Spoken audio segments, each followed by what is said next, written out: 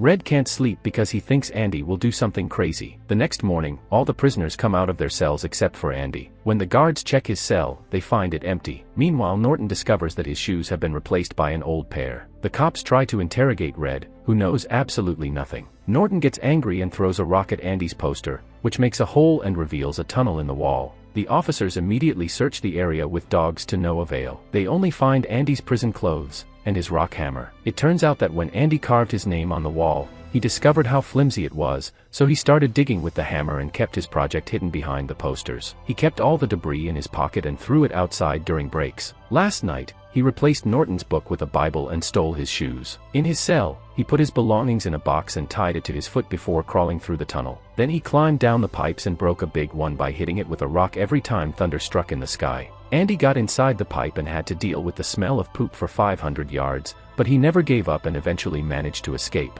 Right now, Andy is visiting Norton's bank and taking his money by pretending to be the person he made up for the books. He also asks an employee to send a package to the press containing the stolen paperwork. Sometime later, Norton is horrified to see his name on a news article about corruption in his prison, and he can hear police sirens coming for him. Norton rushes to the safe, and inside the Bible, he finds the hole where Andy had been hiding the hammer. Byron soon gets arrested and Norton doesn't want the same fate, so he grabs a gun and self-deletes. A few days later, Red gets a postcard from Andy, with a clue indicating he's successfully gone to Mexico. The next year, Red asks for parole again. When they ask him if he's been rehabilitated, Red says that rehabilitated is just a made-up word and that the person he once was is gone. They grant him parole and Red is finally released after 40 years. Afterward, Red is assigned an apartment, where he finds Brooks carving on the wall. He also gets the same job at the grocery store. This soon takes its toll on him and he starts looking at guns. The only thing that stops him from self-deleting is his promise to Andy. Red hitchhikes all the way to Buxton, and after a long walk,